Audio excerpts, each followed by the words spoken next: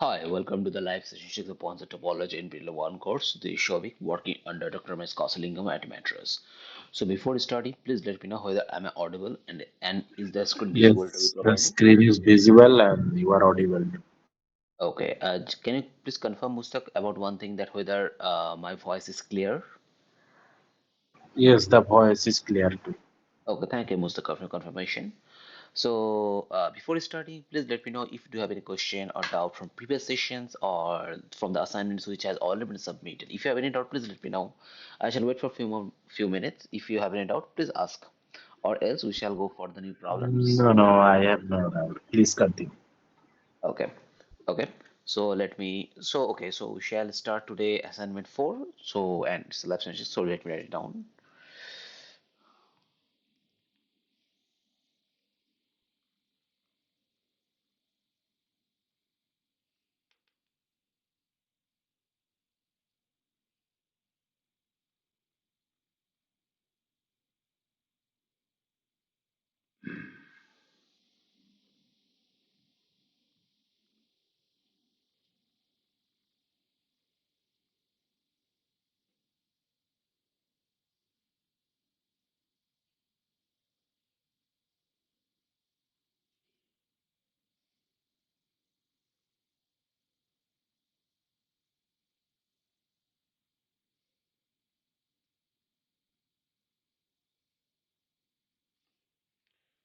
So this is live session 6, and today we shall go with the assignment. Hold a moment. One minute, please.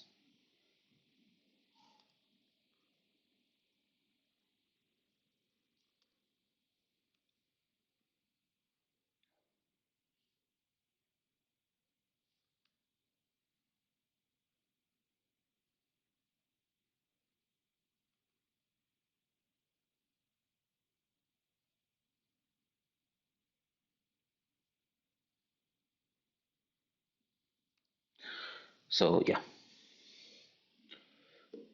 so today we shall go with assignment 6. So let me download the assignment. Hmm.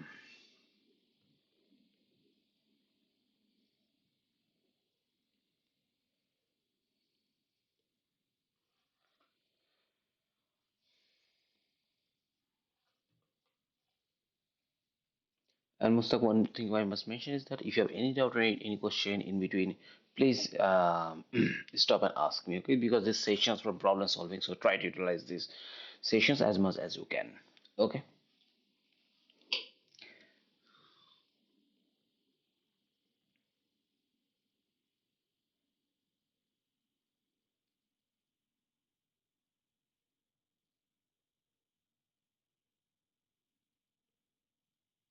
Just hold a moment.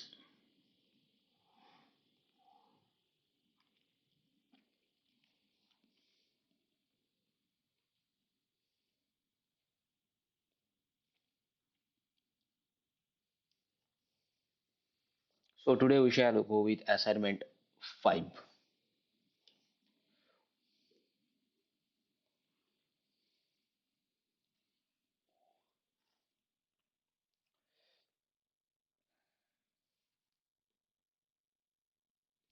So first question is that, uh, let me write it down. So first question is that,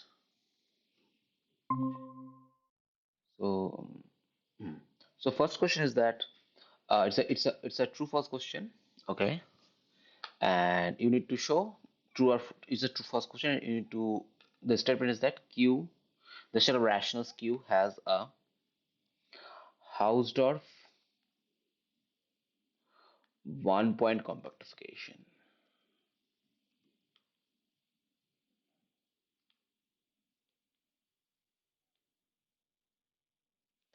It is a statement. The statement is that Q has Hausdorff 1 point compactification. Okay, so try to figure this. So first of all, you need to think that whether Q has a compactification or not.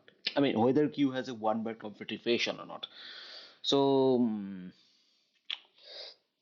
And there are some criteria which we have seen in the locally compact thing that if a space has one point configuration if and only three conditions gets hold. Okay. So first try to observe that whether Q, I mean whether there exists a one point quantification of Q or not. Okay. So yeah, so think about it and let me know. Take your time. See, it is not difficult. Just you need to use the theorems which we have already studied in the class. Okay. Take your time. Let me know.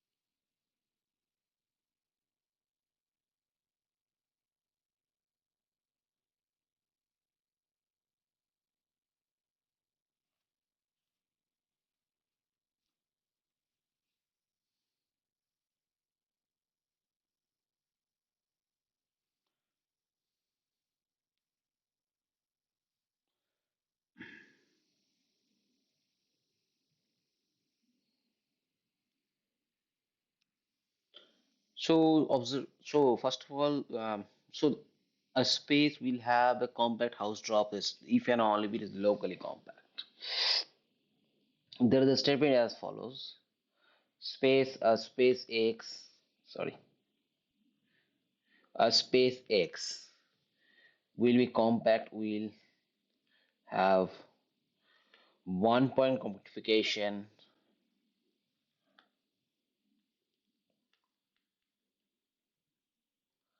one more compactification if and only if X is locally compact house. So that is the statement, right?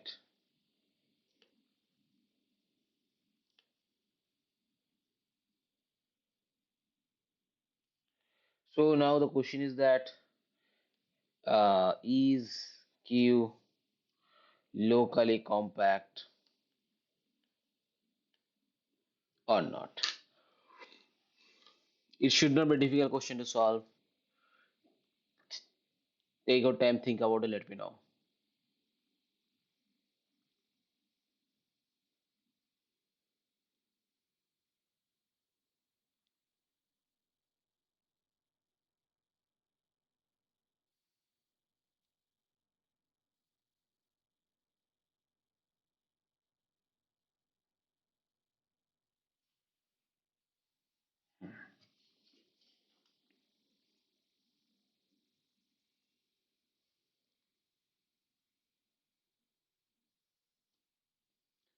So the question is that is Q locally compact house drop?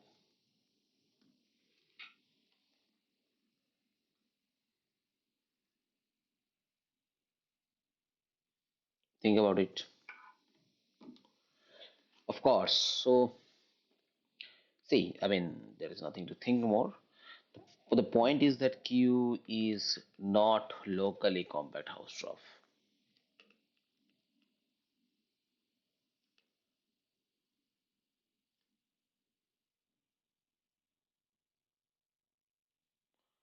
Why?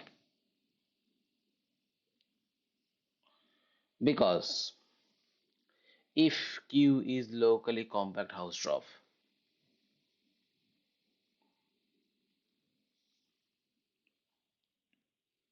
as if Q is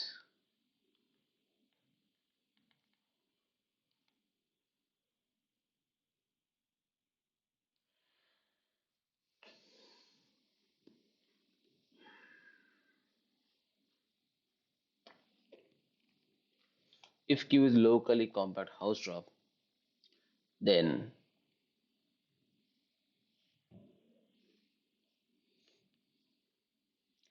what? For any x belongs to Q, we shall get a neighborhood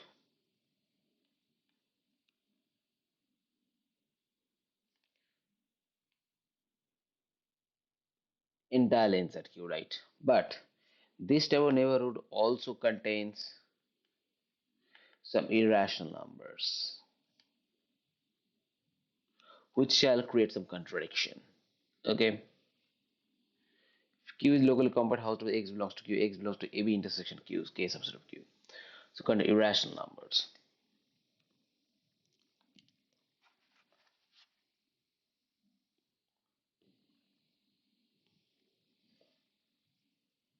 So that is the argument. Is it clear? Or else, hold a moment. I also wrote a very good solution for that.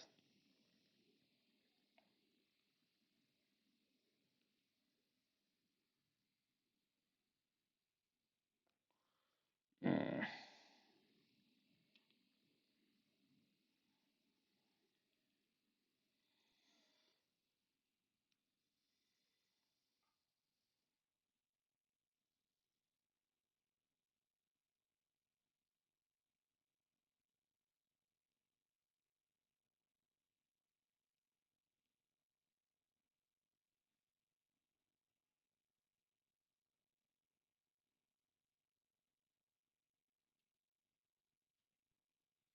Yeah, basically that is the correct thing. So basically, the what that if you locally compare any opens that contains an independent mode of AB intersection Q, which is subset of K subset of Q. This contains an irrational numbers. Okay, so that is the argument.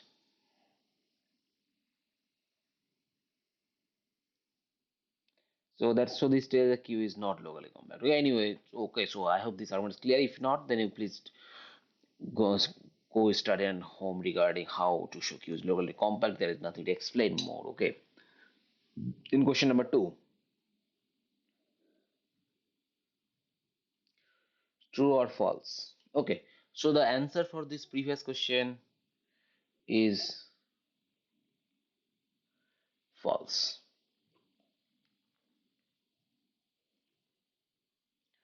Question. Homeomorphic compactification is equivalent. Homeomorphic compactifications are equivalent. True or false question?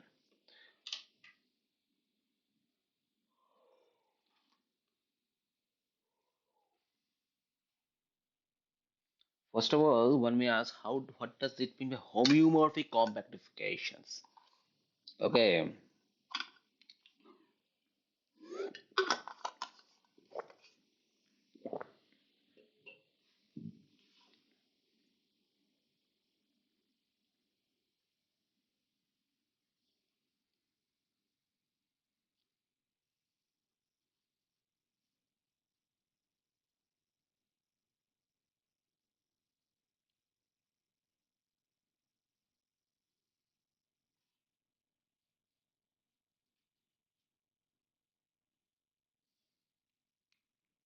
okay. So that means what?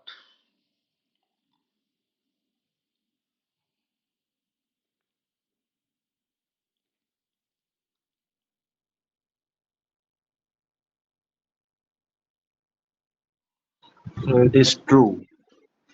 Okay, why? Two competitive exam just to from Hmm. Yeah, correct. You told correctly. So compactifications are unique up to homeomorphism, right? Correct. True only. So compactifications are unique up to homeomorphisms. Correct. Absolutely correct, Mustaq.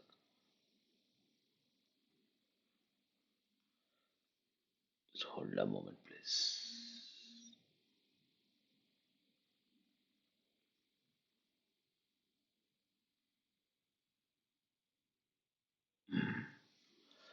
Okay.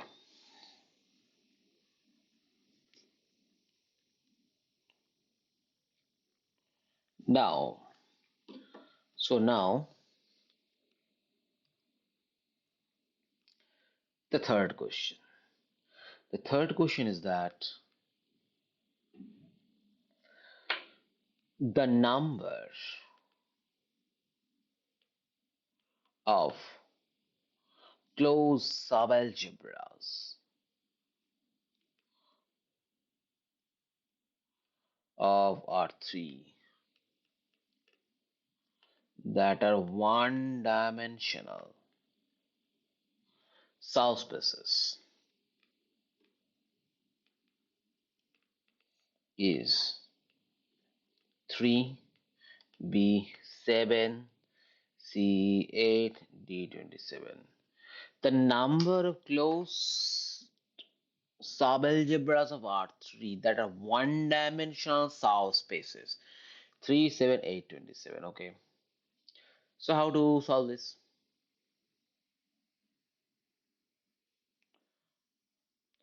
I mean, okay. So, okay. So take your time, think about it. Let me know. Okay. Please take your time.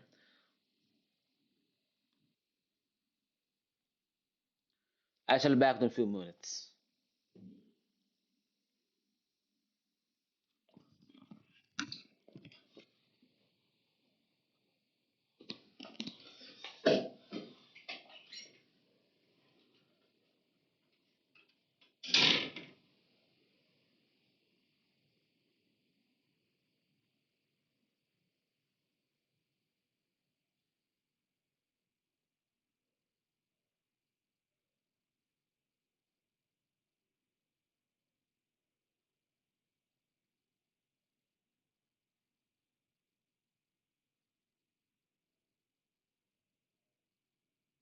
8.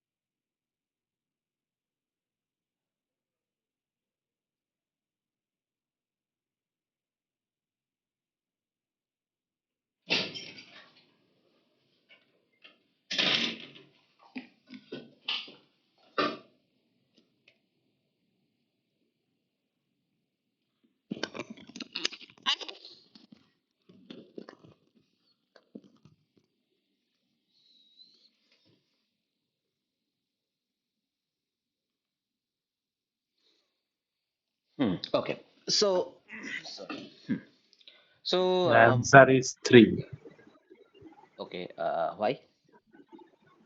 Because in R3 Hmm. we have the standard basis vector E1, E2, and E3. So the subalgebra should be span of E1, span of E2, and span of E3. Um. Hmm. Hmm. Okay. Distinct subalgebra total 8, and Okay. one dimension should be 3. Zero dimension 1, and two dimension 2, and one three dimension. Okay. E1, E2, E3. So you are saying that that 1, 0, 0, 0, 1, 0, and 0, 0, 1, that Yes. this will be three distinct subalgebras you are saying, right? Yes. But in that situation, 1, 1, 0 that is also possible. 1, 0, 1 that is also possible. 0, 1, 1 that is also possible, right? These three extra things also generate a separate subalgebra, right? Correct? They are not the one dimension subalgebra.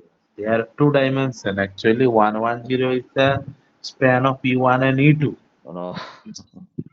See, one minute. Subalgebra generated by 1, 1, 0. It is the generator only. So its dimension will be 1.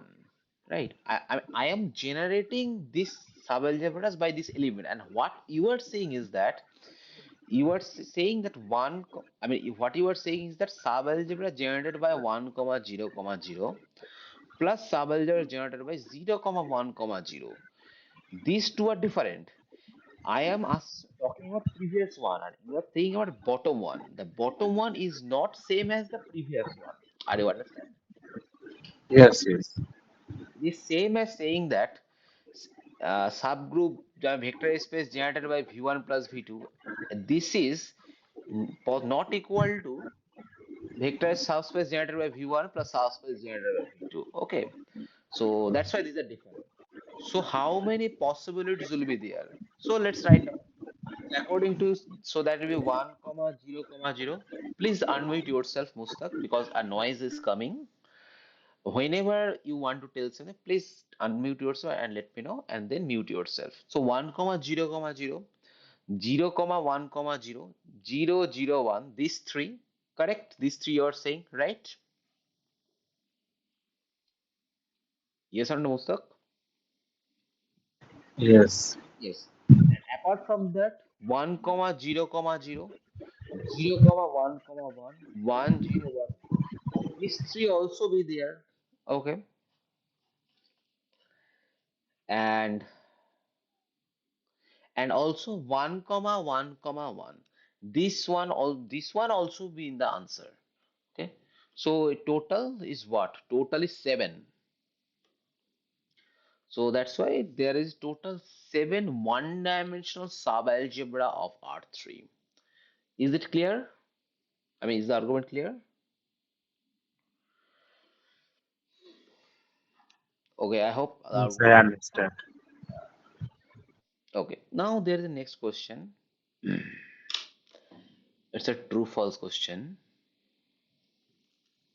The question is telling that let x belongs to C minus pi comma pi.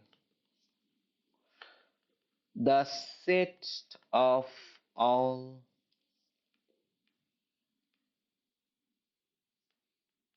continuous functions from minus pi to R, and consider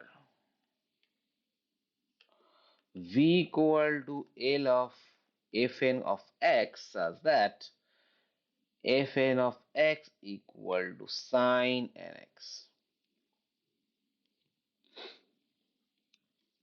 Then the vector subspace spanned by all sine nx, then V is a dense sub of X.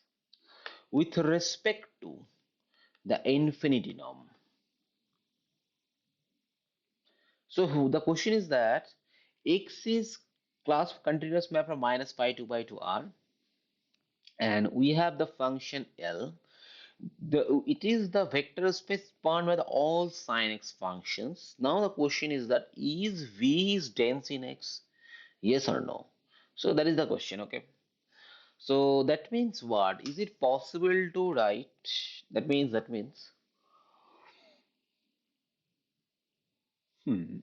if you take any function fx, is it possible to get any sin x? That means what? This thing is same as saying that fx minus sin n, this is less than epsilon for all x and for some n. Is such a thing is possible or not? That's what this is same as asking this thing is v is dense or not. Okay. So now think about it and let me know that whether it is dense or not. Okay. Take your time.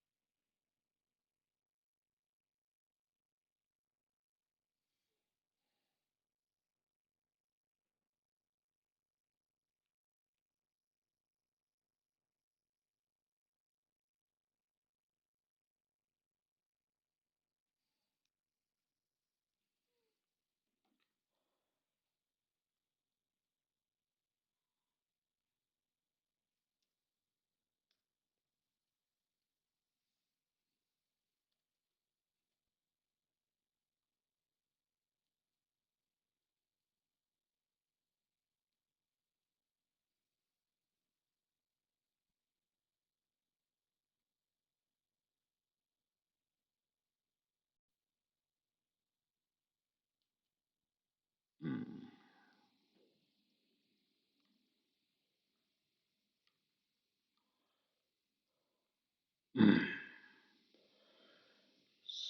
So take your time, let me know is such a equation is valid or not. Okay.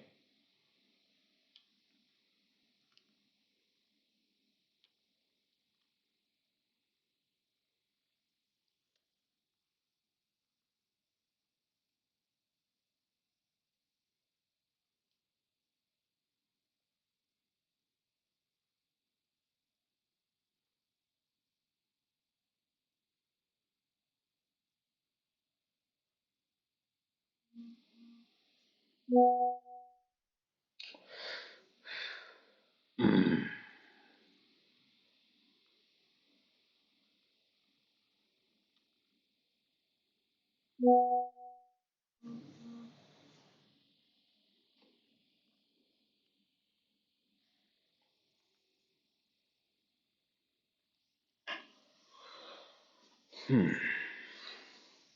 Let me know whether such a thing is possible or not.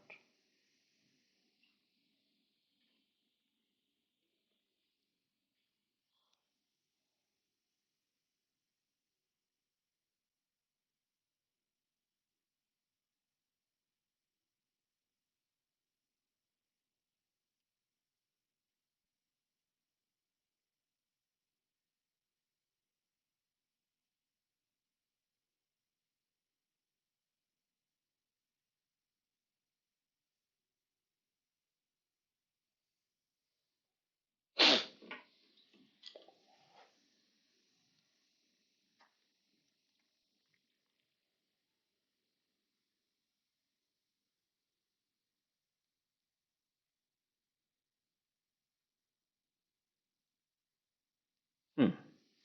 So it seems it's quite difficult to get an idea. So let me write down solution for you. So first of all, answer is false. Okay, the first thing. Now, why? Because clearly any element of V satisfies f of x is equal to minus of f minus of x. for all x. So this tells what? If we have a sequence of functions fn goes to f and fn belongs to v, then the limit function f of x will satisfy minus f of minus x. But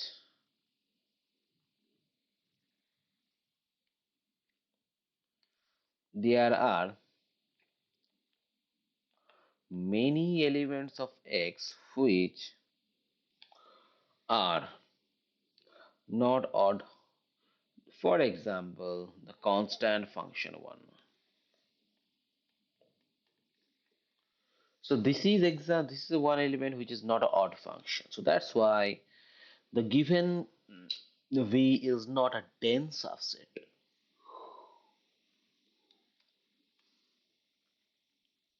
Sorry, what happened? Hmm.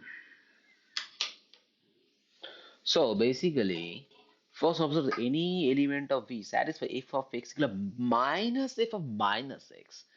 So this means fx goes to f and fn goes to v. Now, since fx equal to minus f of minus x, but there are many elements of x which are not odd. For example, the constant function 1. Okay, so that is the example. Is the argument clear? I hope so.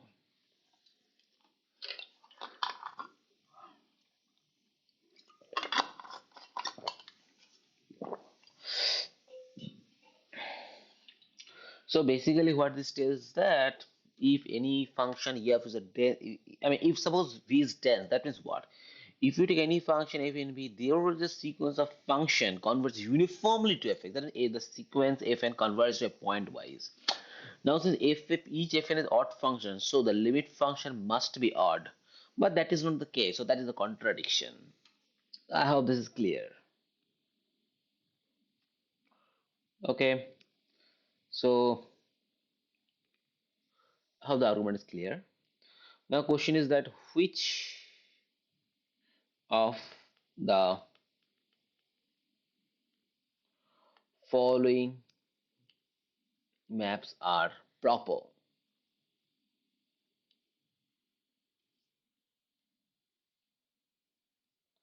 The inclusion map, the inclusion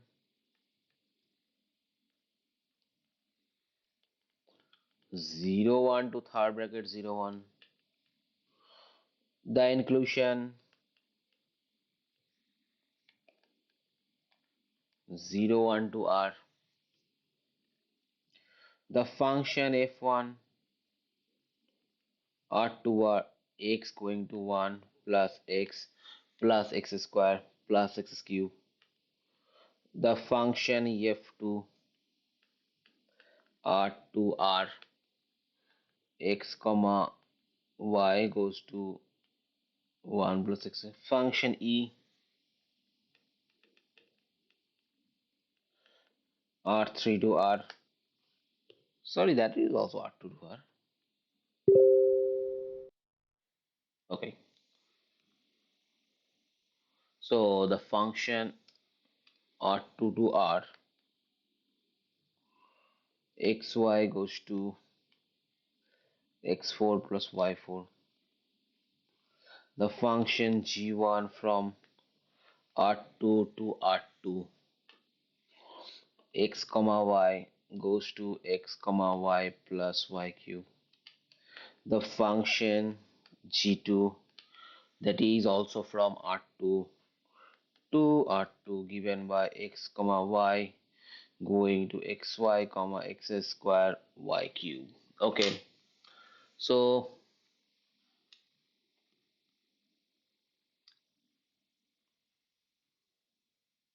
that is the thing.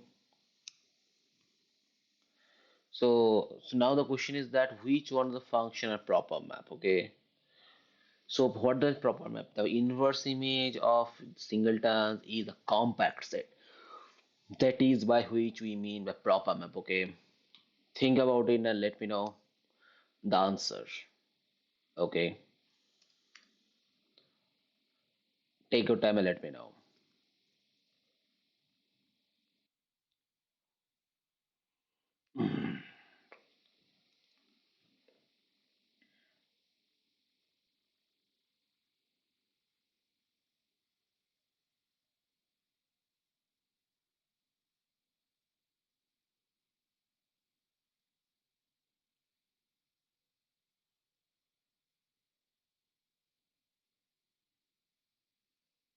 So keep in mind what does by proper map we mean.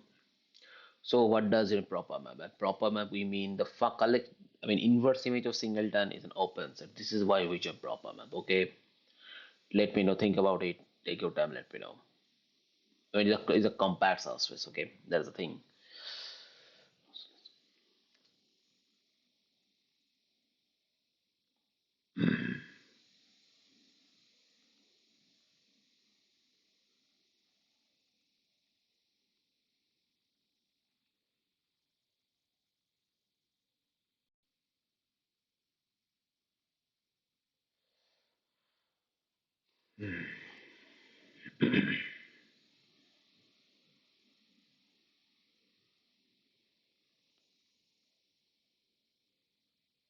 Hmm.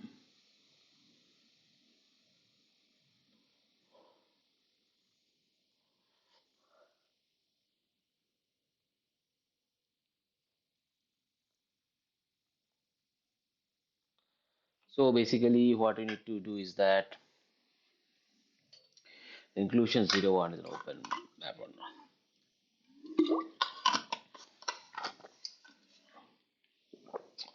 Think about it. Take your time. Let me know.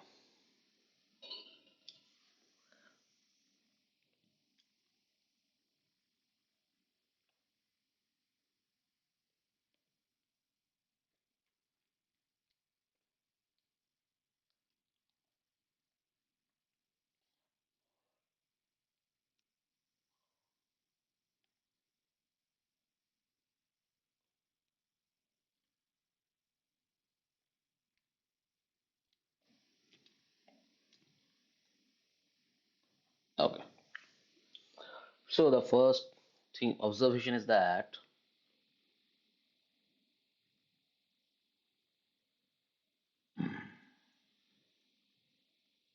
hmm,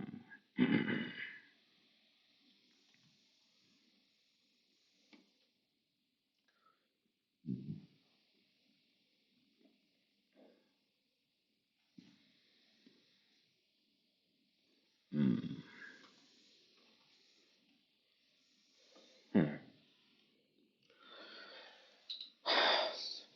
Okay. So the answer will be yeah. So the answer will be C, E, F. C, what is C? C, E, F. These three functions are basically the proper maps. Okay. Why? Because for A and B, inverse image of close 0, 1 is not compact in 0, comma 1. Okay.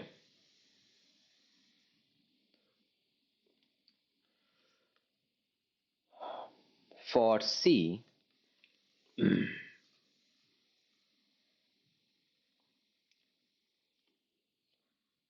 for C, since polynomials are continuous, since polynomials are continuous, and so inverse image of a closed set is closed. Okay.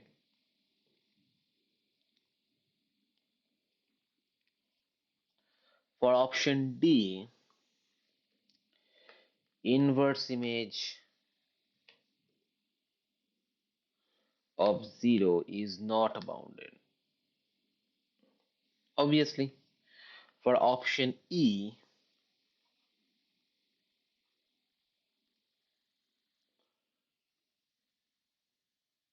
Okay. For option E,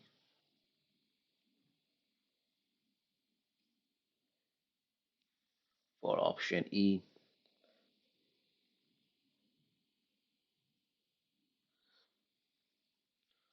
option E, show that inverse image of every bounded set is bounded.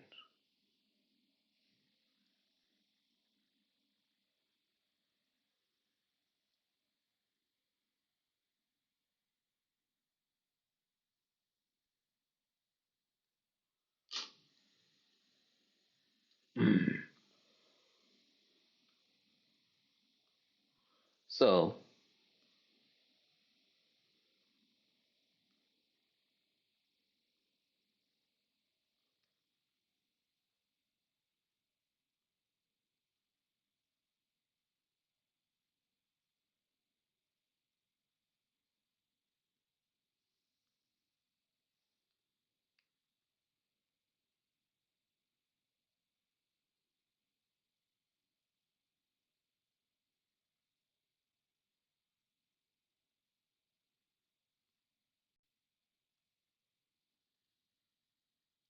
hmm,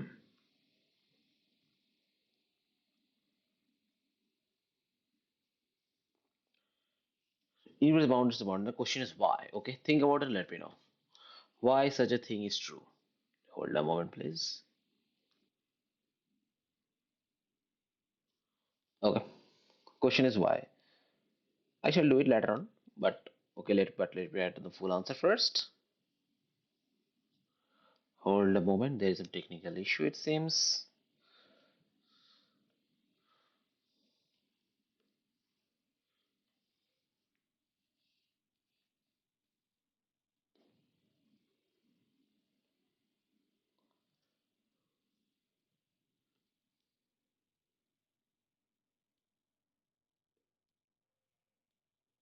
Okay.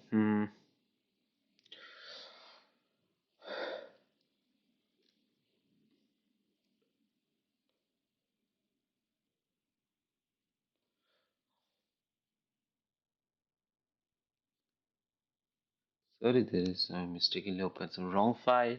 Hold a moment, please. Okay.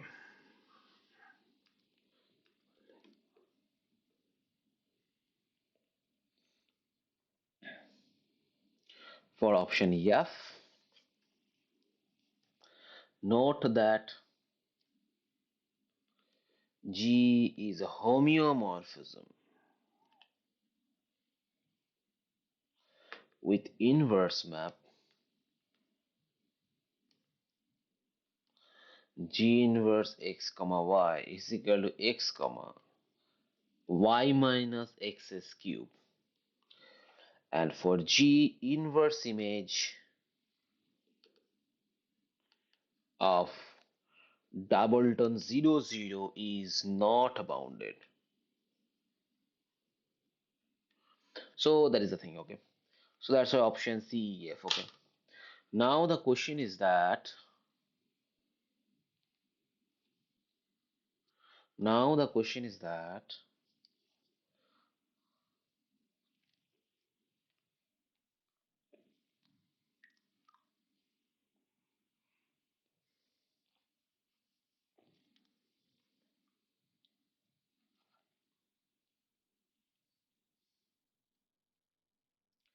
now the question is that in option E I told now the question is that in option E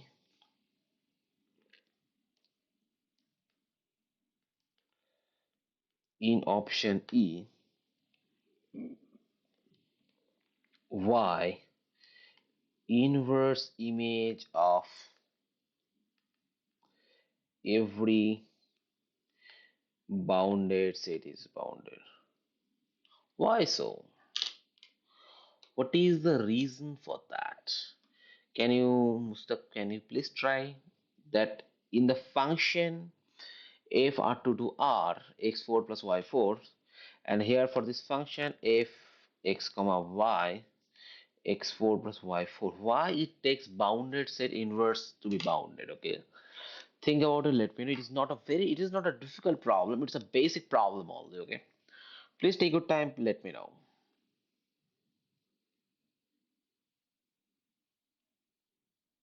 Okay,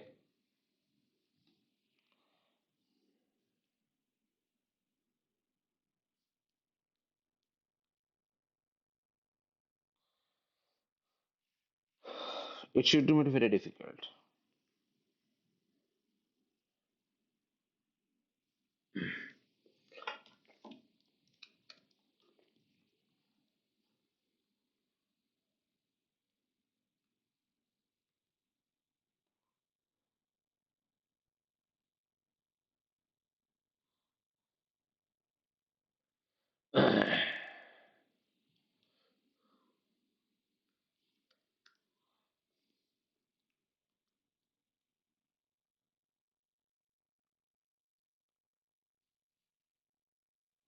So 28/9 is today.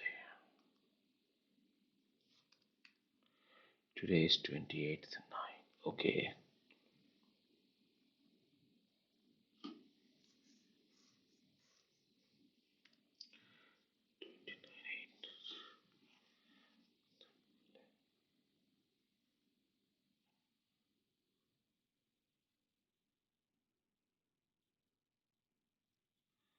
Okay, so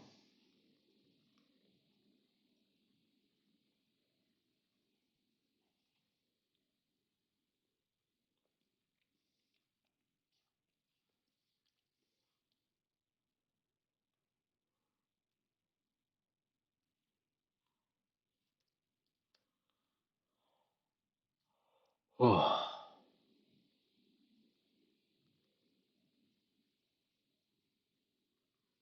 hmm.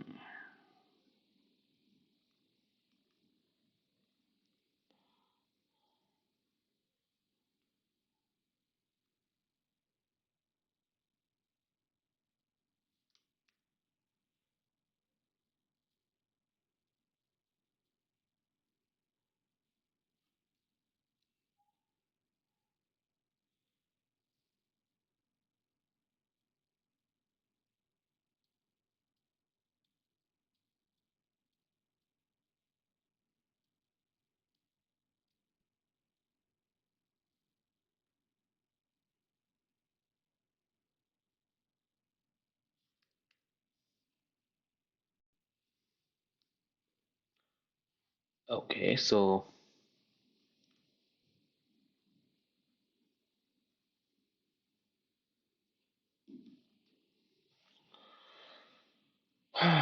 hmm.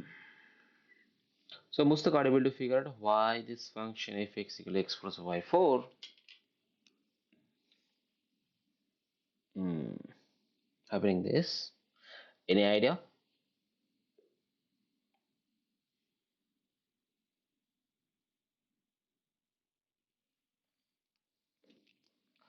So see, the solution is as follows.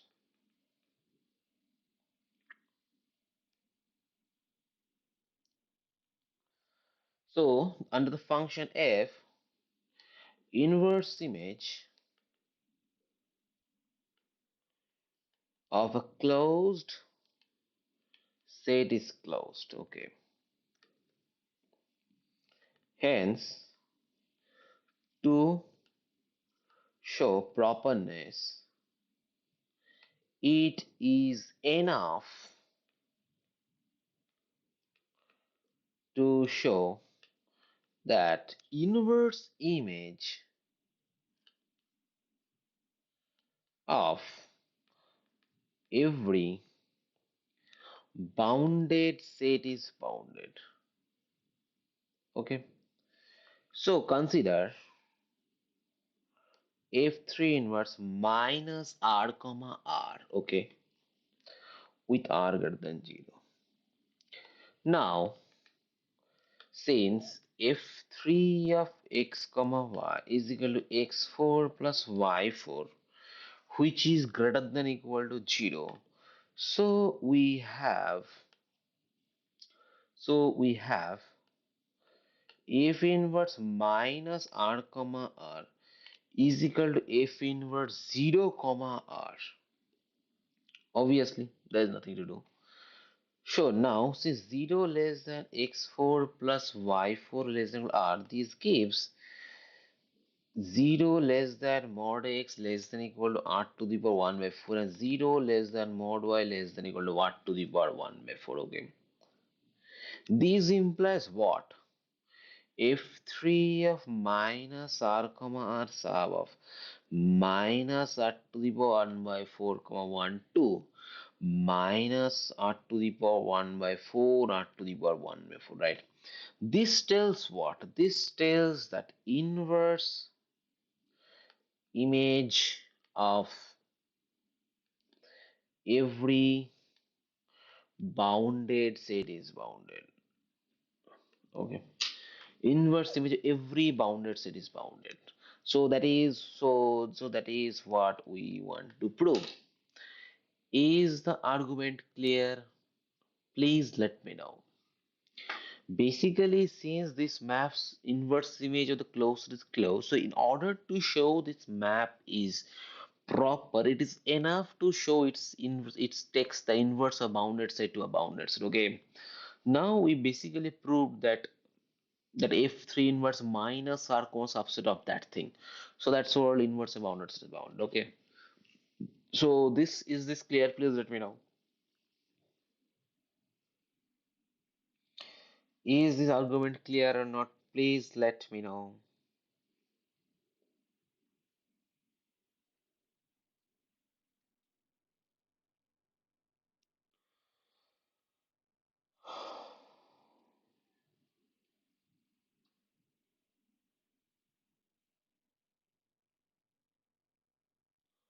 Hmm.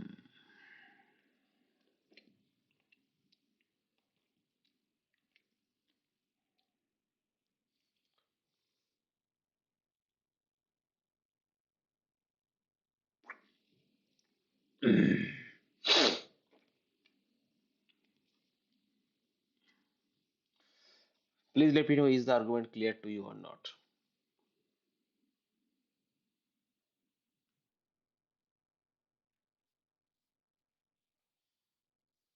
I shall wait for a few moments.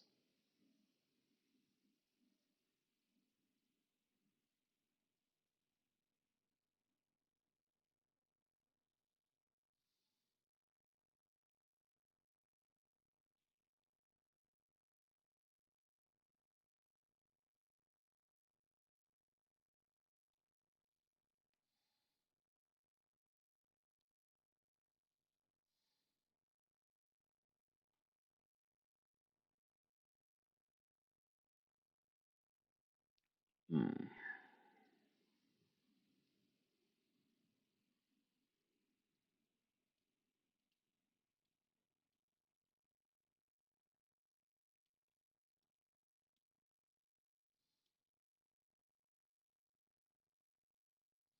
Hmm.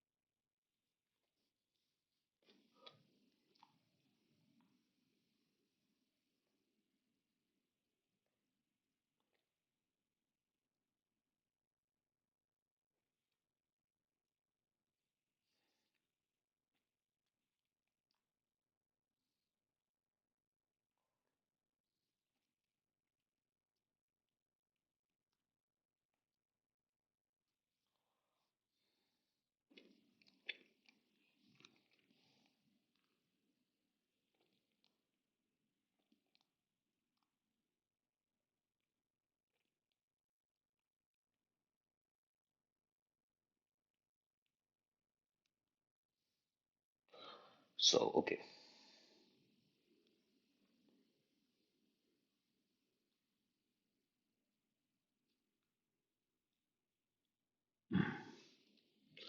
Okay, so I hope this argument is clear. Now let's start the next question, namely.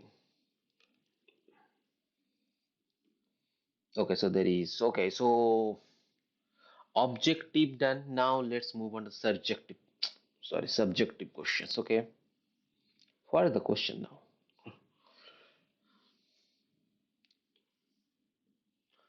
Okay, so let's move on to subjective questions.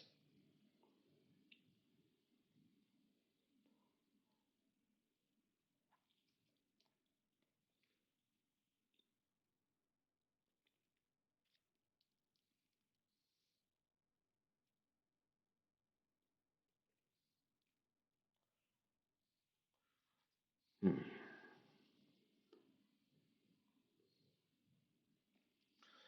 Okay, so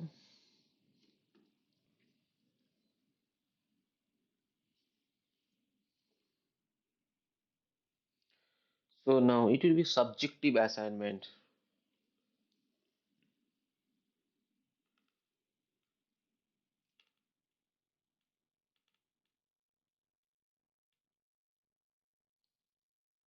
It is subjective assignment 5. Okay,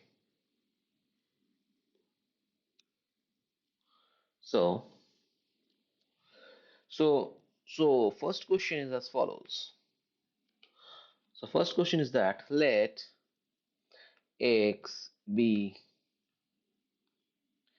a locally compact Hausdorff space and let eta comma y be a compactification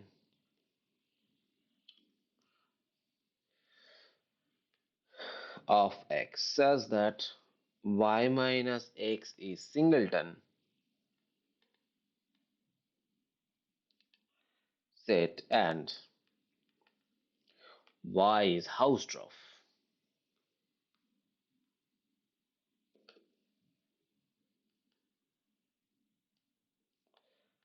Prove that eta comma y is equivalent to one point compactification of X.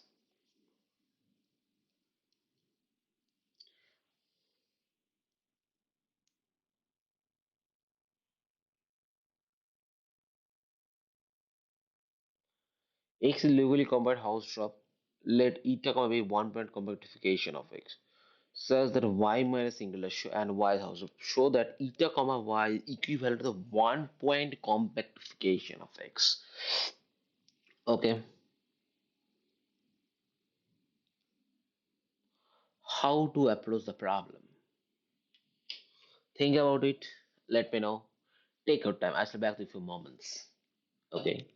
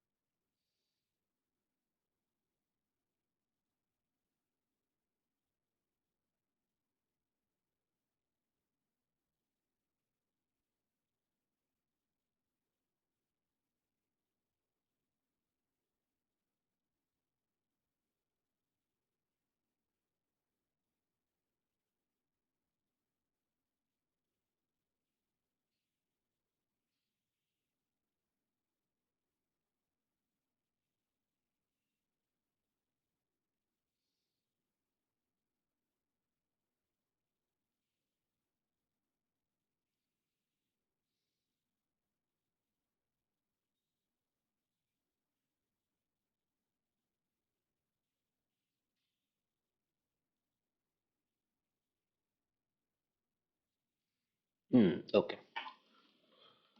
So,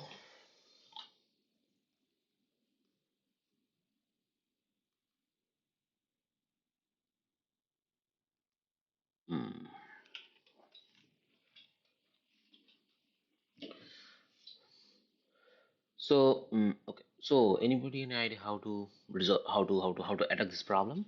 Any idea or any guess how to attack this kind of problems?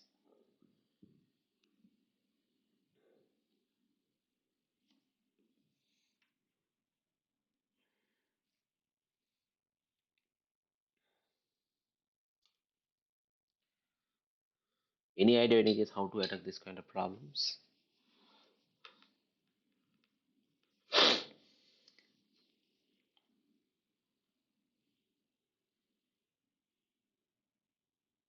Okay. Okay. So, see.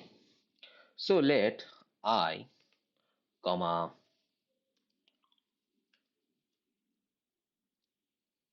mm, x union infinity. This thing be one point compactification of x, and let y is equal to x union singleton p. We define a map. We define a map f from x union infinity. 1 minute, please. X comma x union infinity to y by f of z is equal to eta of z for z belongs to x and p1 z equal to infinity. Okay. So, and clearly f is a bijection, obviously, and f composite I is equal to eta. Okay. Now if we prove f is continuous, then f being a continuous map, f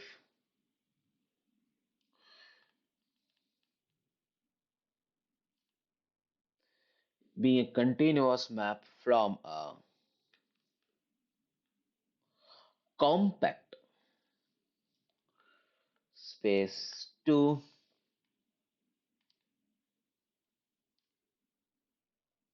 Hausdorff space will become a homeomorphism, and hence F will be an equivalence. Okay, so that is the argument. So basically, 1 minute.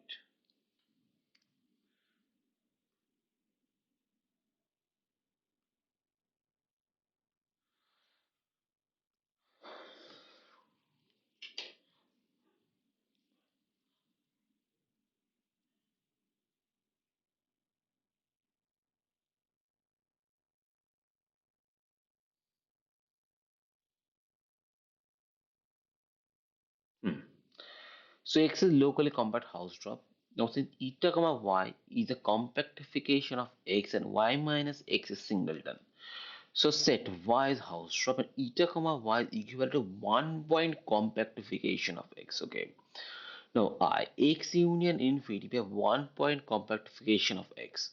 So let y is equal to X union singleton P and define X plus union infinity these two y. Define fz is equal to eta z and p when z equal to infinity. So this type is a bijection f comma z is equal to eta. And if we prove f is continuous, then f is continuous. F being continuous, f being compact map from a compact space to Hausdorff space, This tells F will be equivalence. Mhm. So that is the argument. So yeah. So yeah. So this tells that it is a one per so it is a equivalence. Okay. So basically this problem tells what? That one point compactification is unique to homeomorphism. That means if there are two one-by notification of a given same space, then those two will be homeomorphic. Okay, that is the argument. I mean, that is the thing. Now the question is that why it is continuous? Hold a moment, please.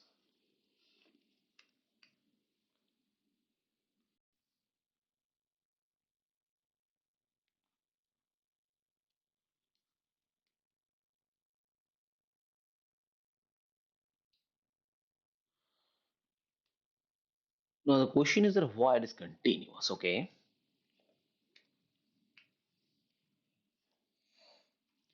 continuity of f.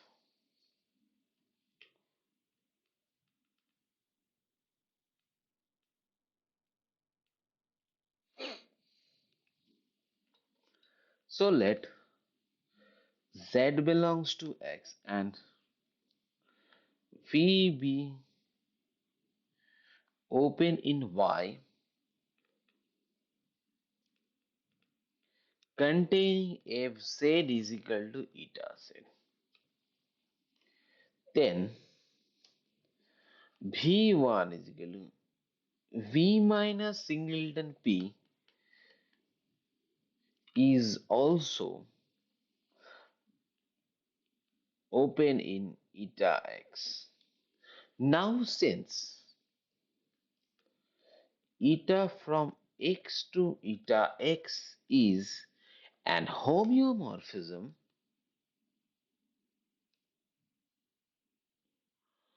and u is equal to eta inverse v1 is an open set in x and hence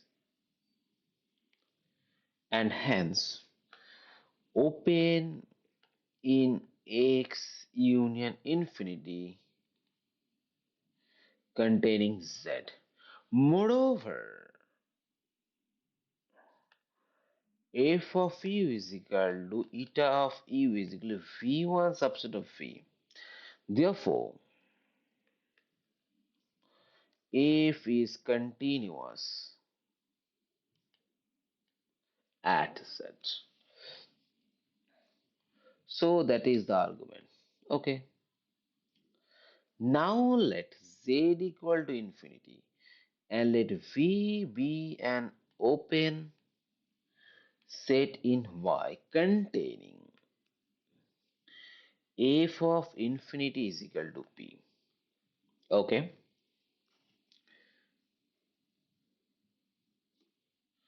So then y minus v is equal to k1 is the closed sub of y and hence compact set in eta of x. So k is equal to eta inverse k1 is compact set in x and hence in x union infinity as well. Then u is equal to x union infinity minus k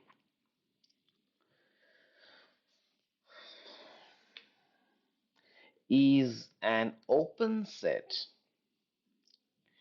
in in x union infinity containing infinity such that f of u subset of p and therefore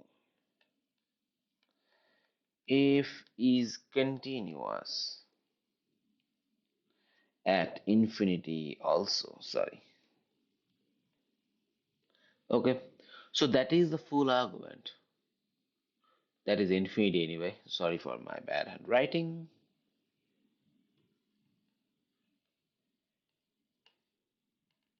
Okay, so basically the argument goes as follows. So let me repeat for starting.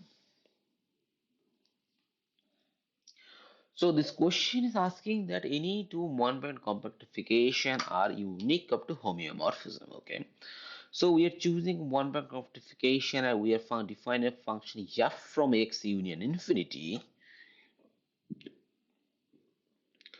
to to y, and f of z is equal to eta of z. Z belongs to x. Okay, 1 minute.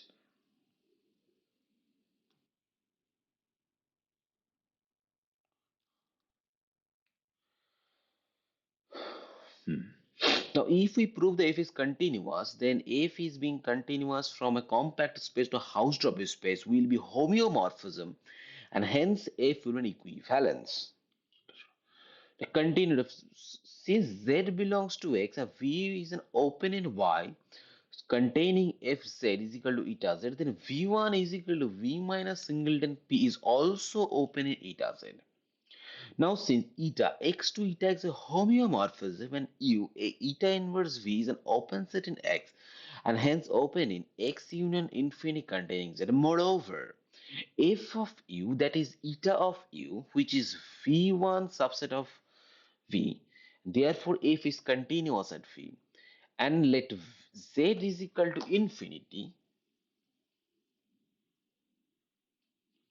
and v1 is an open set in y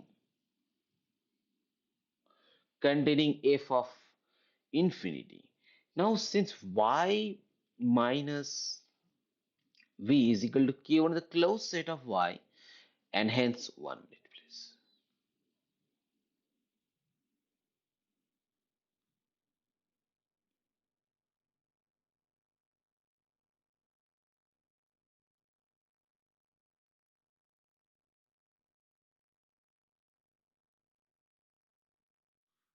Hmm.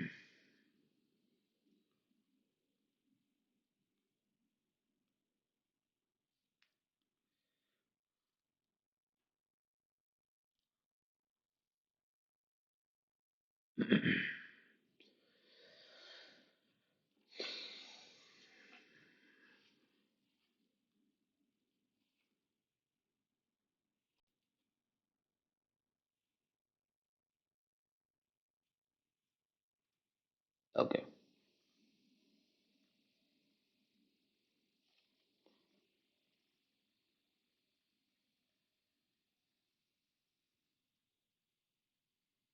Hmm. Now, since x union infinity as well, now since u is equal to x union minus k is an open set in x union infinity, so f of u subset there is f contains infinity also. Okay, so sorry, so that is the full argument. Is this clear?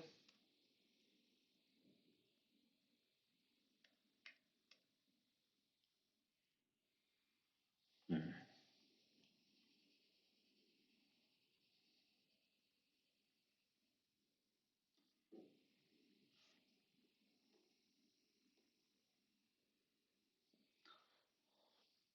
So that is the argument. Okay, so there is basically nothing extra has been done. Okay, so please go through the solution. Let me know if you have any questions, or please ask without any hesitation.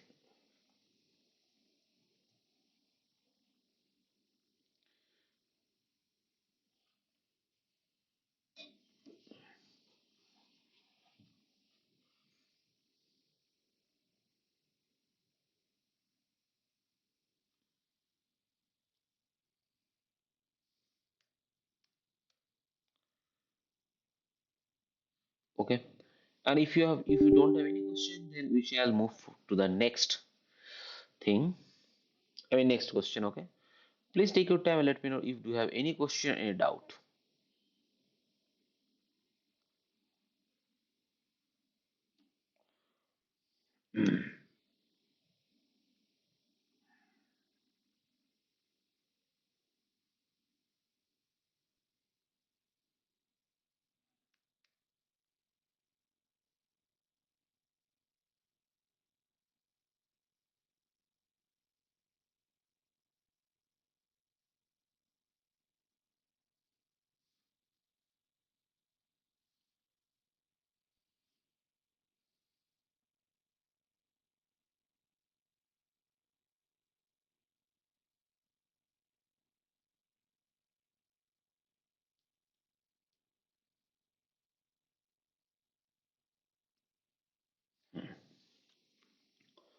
Okay.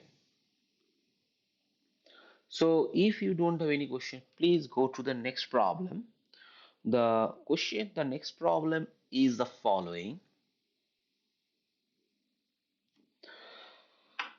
Give example of a house drop space. Give example of a house drop space. Give example of a house drop space whose one point compactification is not house drop.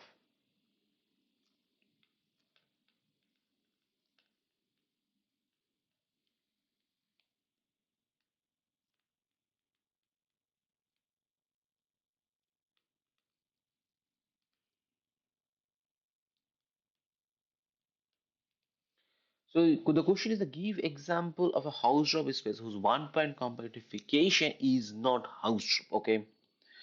So that is the thing. Justify, of course. So that is the question. Think about it, take your time. Let me know. So this should not be a difficult problem. Please take your time and let me know the answer. Okay.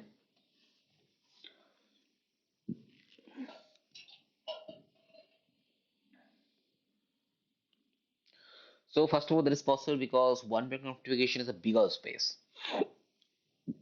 So south space might not be a house drop, right? So think about it. Let me know.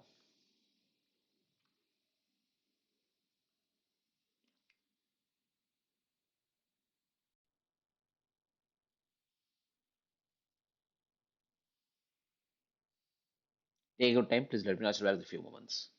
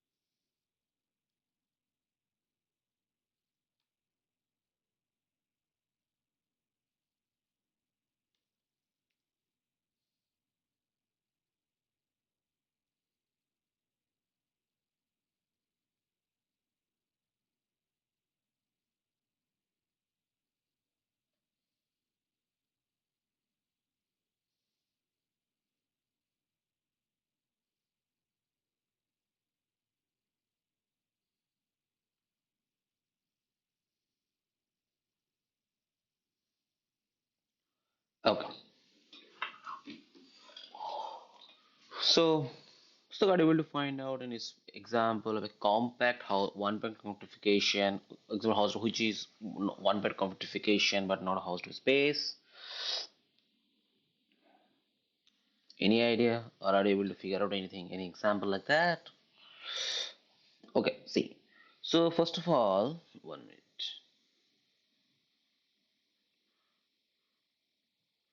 Consider the space x equal to 0, 0, union 0 infinity cross R, okay, as a sub of R2. Then X is Hausdorff.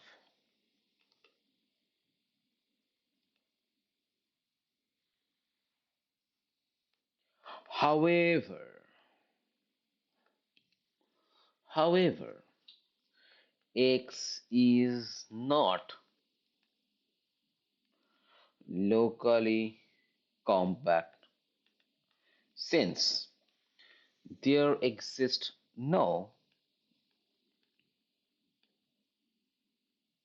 open neighborhood V of 0, comma 0 such that V closure is compact. Okay.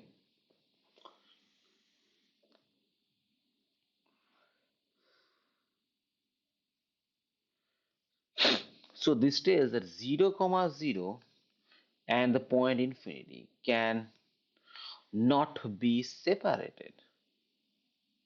So that is the argument.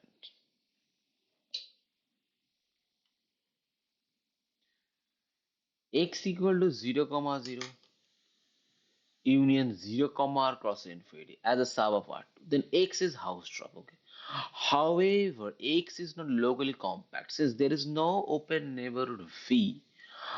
0, 0 so V closure is compact. This states that the singleton 0, 0 and the infinity, these 2 points cannot be separated. Okay. So that is the argument.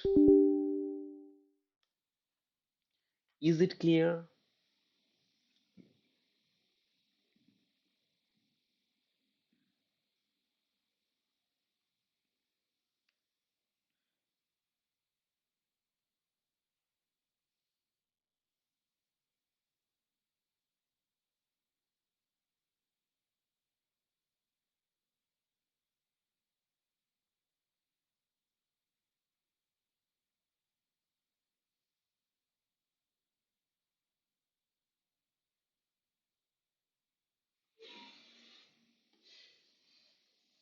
So if it is clear, please let me know.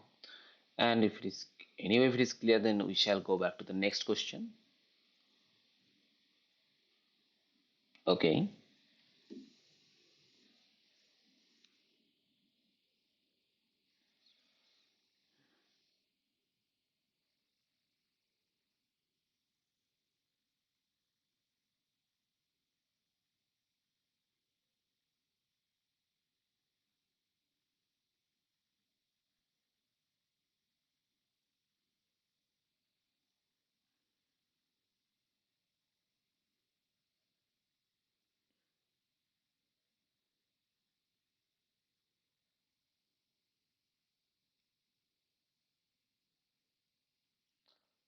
Okay. Hmm.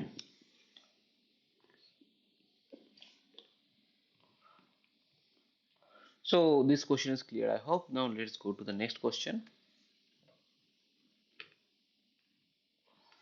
Let X be any one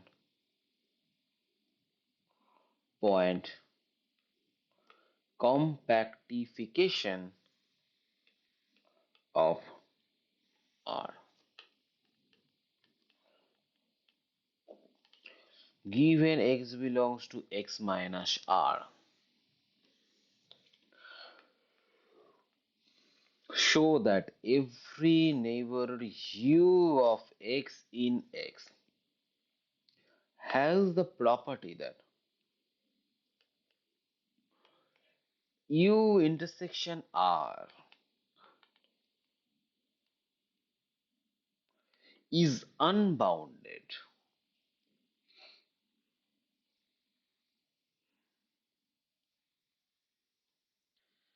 X being one point commutative by given X being show that every neighborhood U of X in X has a property that U intersection R is unbounded.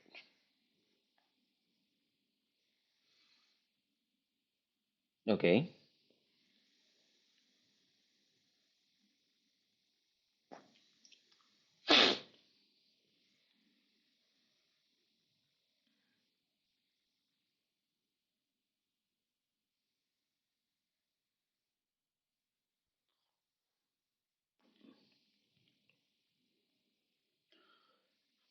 So prove it. So what is the question? The X is given to one point compactification of R. And we have some X belongs to X minus R. We need to show every neighborhood U of X in X has a property that U intersection R is unbounded. Okay. So that is the thing you need to prove. Okay.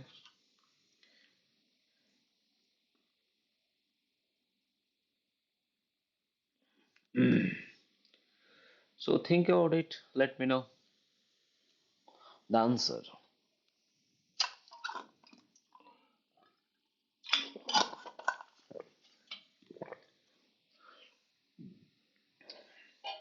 So take your time. I shall be back in a few moments.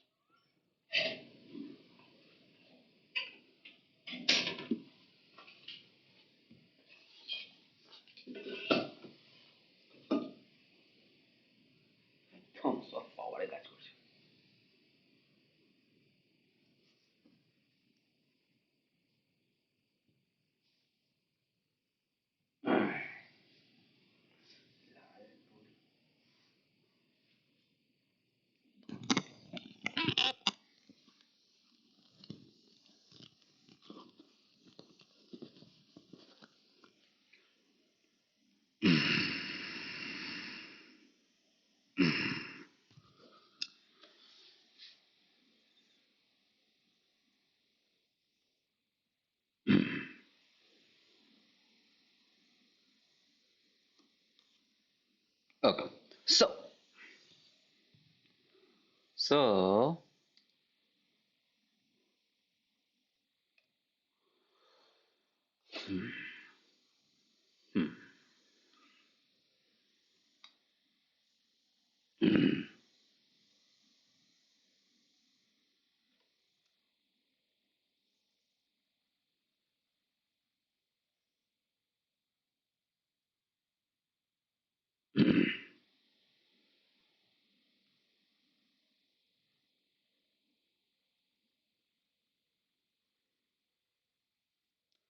why got stuck suddenly?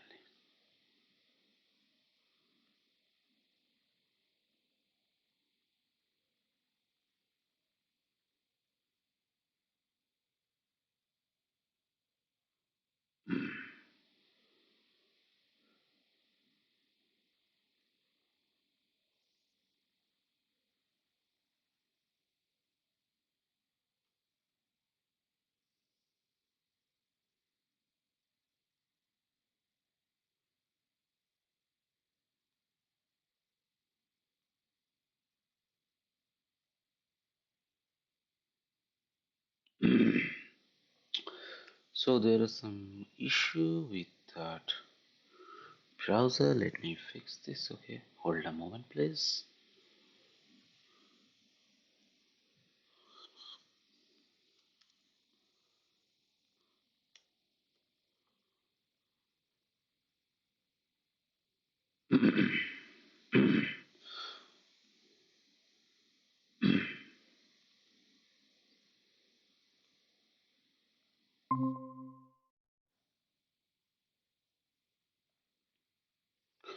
Sorry for the inconvenience. There is some issue with the browser somehow.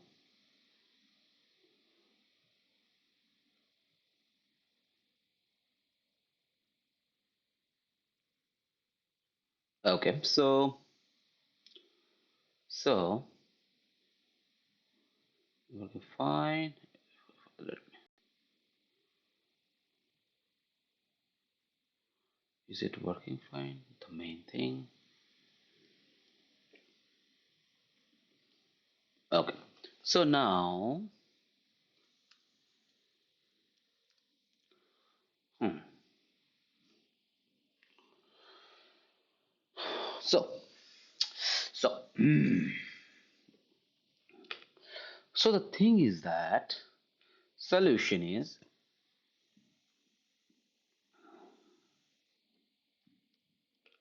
solution. Let I mean, so we shall use the method of contradiction. Okay,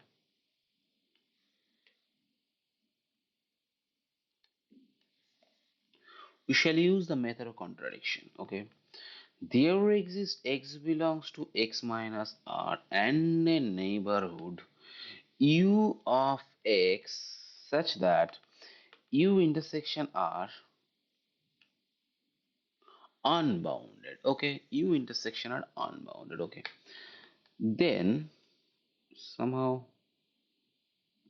then we can choose some n greater than 0, so the u intersection r sub of minus n comma n. Now since v is equal to x minus n comma n, if since it is open in x, so it follows that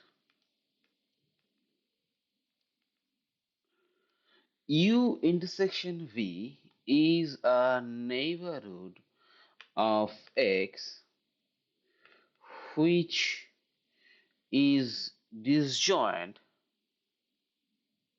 from R. Okay.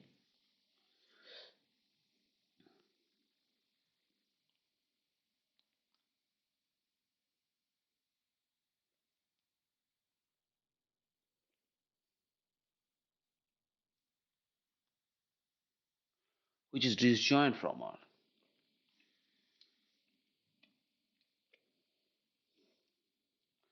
So this means what? This means X does not belongs to closure of R, contradicting the fact that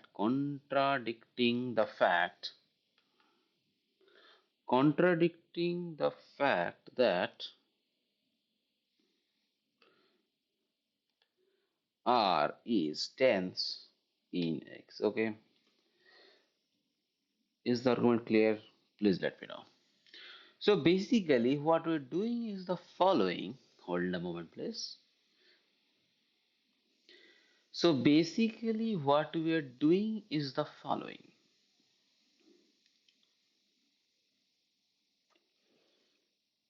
So we are doing using the method of contradiction. Okay. Suppose there X belongs to our neighborhood U of X and U intersection are bounded. Okay. So then we can choose n greater than 0 such that U intersection R subset of n minus n comma n. Now since V is equal to X comma minus n comma is open in X, it follows that U intersection V is a neighborhood of n which is disjoint from R. This means what?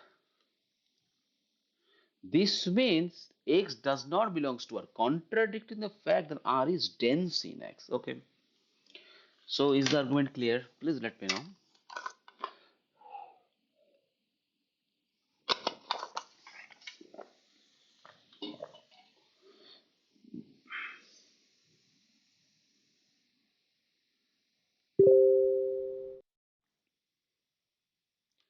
So is the argument clear? Please let me know. So basically we are doing here nothing extra. We are actually exploiting the basic definitions. Apart from that, we are not doing anything else. Okay. So that is the thing. Please let me know, is it clear to you, or do you have any question or any doubt or confusion? Please let me know.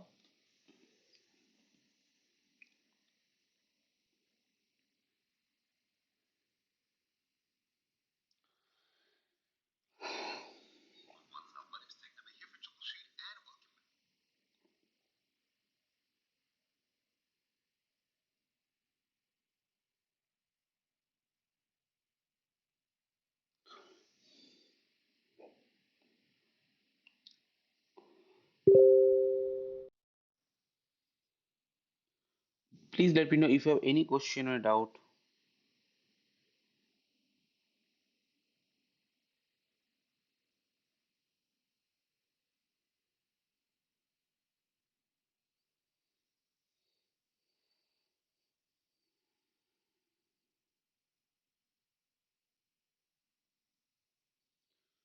'I shall wait for a few moments and let me know if you have any doubt, or else we shall move for the next question. In the meantime, let me go for the next thing.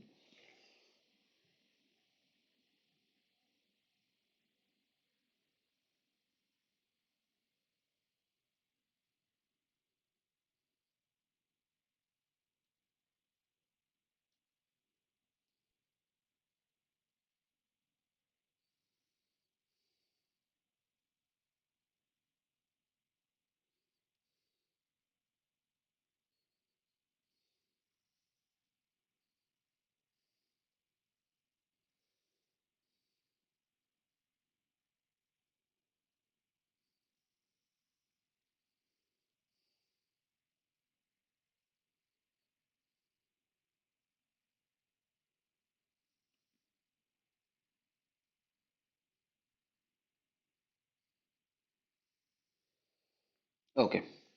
So, so if it is clear to you, then please go to the next question, namely,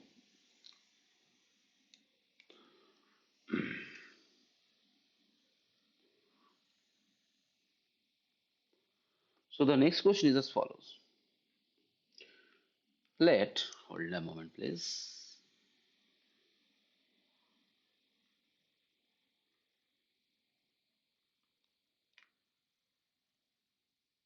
25. Let F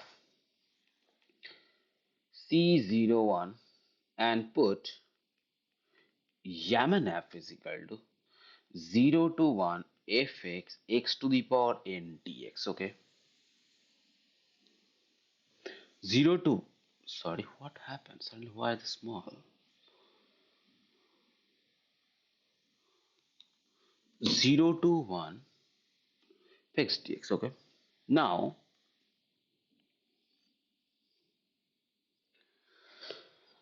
for n is equal to 0, 1, 2,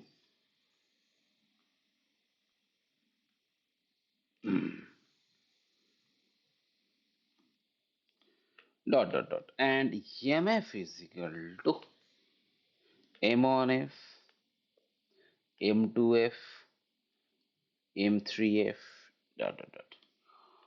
Show that yum is injection on C01. Okay, show that M is injection on C01. How to show that? Think about it, let me know. It is not difficult, it is very easy actually. Just try to exploit the definition. Okay, there is nothing to explain much. Take your time, let me know.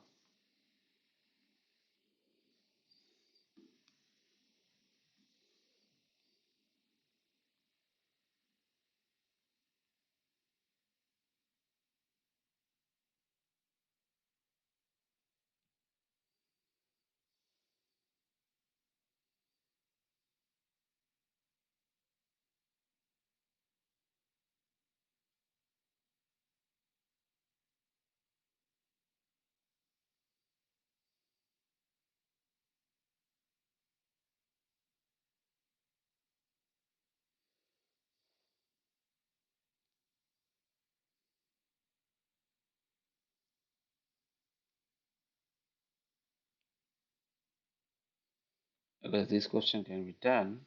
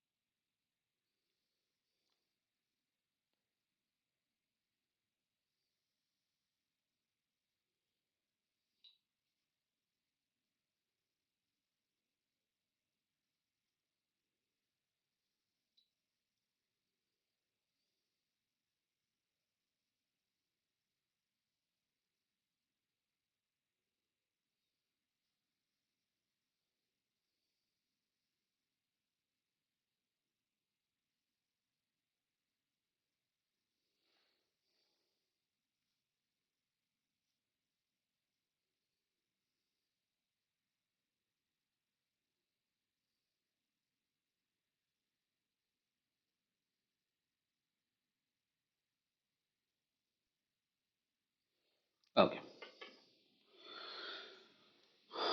now, so okay, so now, so the solution goes as follows. It is quite tricky indeed. So I don't think it's okay. So let me solution. No, what's that? Sorry. So first of all, for each n, the function mn from C01 to R is linear transformation of R vector spaces, and hence M is equal to, and hence M from C01 to R is a linear map, and therefore to show that M is injective, therefore to show that M is injective, it is enough to show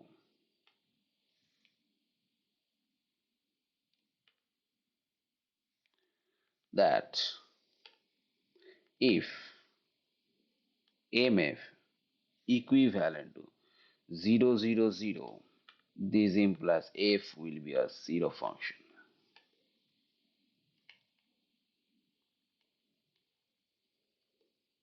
on C01.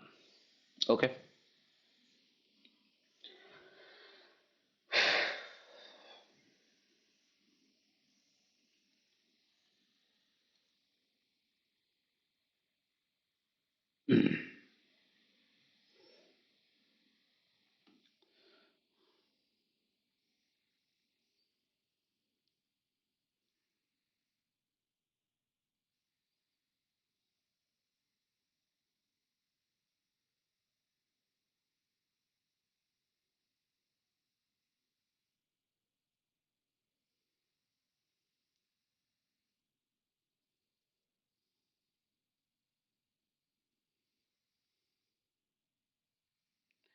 So that is the thing.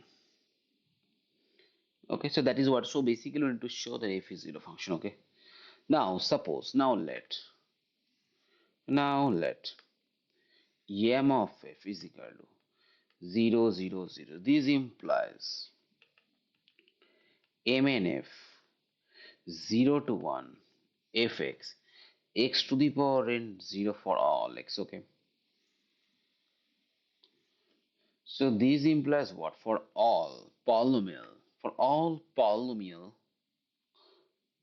px, this fx into px dx is equal to 0. Okay. Now, by Weierstrass approximation theorem, Weierstrass approximation theorem,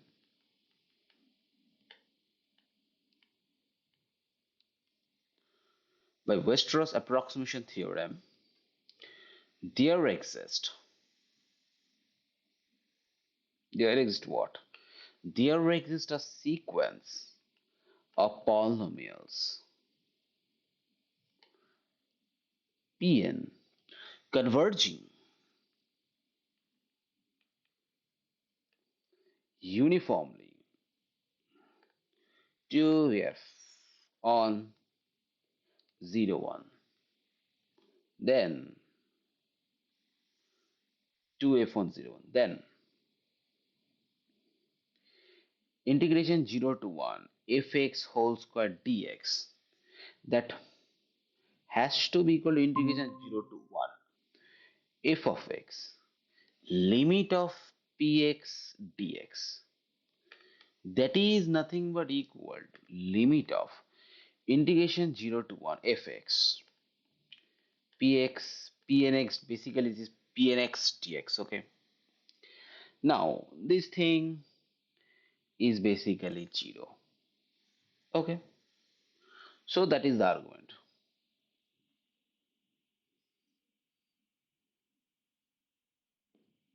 Okay. So what does it turns? So it turns out that, okay. So what to explain? There is nothing to explain more, I guess. Okay. So basically, hmm. So this tells what? This tells that integration 0 to 1 fx whole square dx equal to 0. But we know fx whole square is greater than equal to 0. So this implies and of course f is square continuous. So this implies f squared 0, which implies that f equal to 0. Okay, hence done. So let me explain. So basically,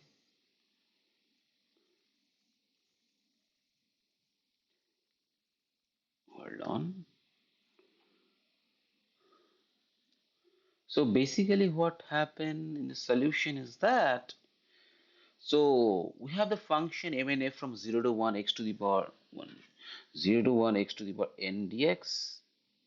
Okay, and n equal to 0, 1, 2, and mf is equal to m1f, m2f, m3. Now m is an injection on C01. And for an MNC01 towards a linear transformation R vector spaces. The M C01 to R is a linear map. Therefore, to show the M is injective, it is enough to show that if MF is equal to 0, 0, 0, that implies AC. That is the thing we need to show, okay? And then for that, we so then main technical thing is that since this particular line tells that for every polynomial this thing holds, okay? Now we invoke Wester's approximation theorem, which tells that there exists a polynomial C equals a polynomial P and converging to F. Now finally we show that this integration value is 0. But since f of f square x equal to 0 and f square continuous, so that integration 0, it tells that f is equal to 0, okay? So that is the argument, okay? Is this clear? So yeah, so that's all for today. That's all for today. We shall meet on next Friday, same timing. So I'm leaving the session. Thank you. If you have any doubt, any question, please drop an email to me. Okay, I shall get back to you as soon as possible. Thank you.